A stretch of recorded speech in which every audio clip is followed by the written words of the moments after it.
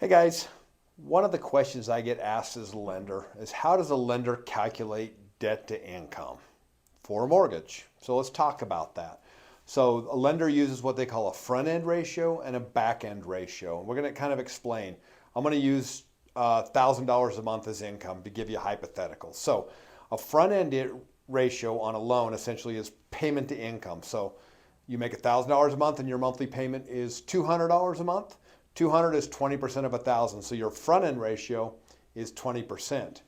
Your back end ratio is all your payments on credit divided by your income. So suppose you have the house at 200 bucks, a car's 100, credit cards are 50, that's 350. So if you're 350 out of 1,000, that means your back end ratio is 35%. Now, loan types are going to vary, obviously, based on, debt to income. So that's how a lender essentially calculates debt to income. What they're going to do is they're going to take your installment debts, your new mortgage payment, including taxes, insurance, and mortgage insurance, if applicable, any kind of student loan debt. Now, if you watched any of my prior videos, you'll see that all loan types essentially calculate student loan debt differently. Some are similar to others, but there's a different pattern for each one of them, right? Could be 0.5% of the balance per year. So $100,000, $500 a month would be your payment on like an FHA loan or a Freddie Mac loan, for example.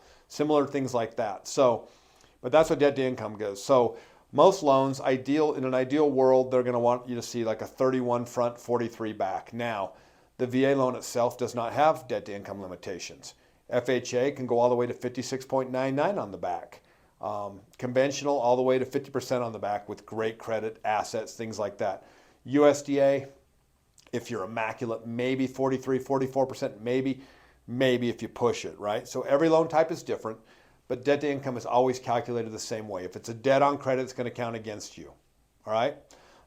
Now, if you're paying the local gym or you're paying T-Mobile, that is not going against your debt to income. So keep that in mind. It's going to be legitimately a debt that requires credit that is on your credit pull. So mortgages, car payments, student loans, credit cards, any kind of installment loan, personal loan, things like that are all going to show up. Now, if you've got collections, sometimes they're going to count a percentage of those against you too if you've had some issues in the past. So when you look at a lender, when you talk to them and you're trying to figure out, well, man, why does it look this way? It's because it is. So if you make $3,000 a month and you've got $1,500 in bills, it's highly unlikely because most of your loans are not going to allow a 50% front end ratio. Most of your front end ratios need to be much lower than your back end ratio. So 40 to 45% max typically on most loan products of a front end ratio. And even then, obviously my advice is you want to make more money before you strap yourself to half your income in a monthly payment. Obviously I'm never going to tell you how to spend your money, and I'm going to help you save money and do it cheaper than the next guy.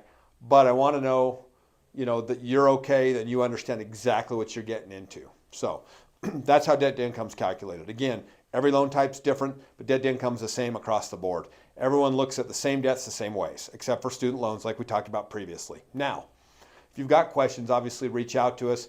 We can look at parameters. Obviously, if you make other income over and above your base pay of overtime, of commission, then we can look at those and be able to offset some of that debt to income to help you qualify for more, or, offset some of your debts, right? In some instances, that's what it looks like. So if you have questions, reach out to us. If you like what we share, obviously, please like the channel. Please share it. Please reach out if you have questions.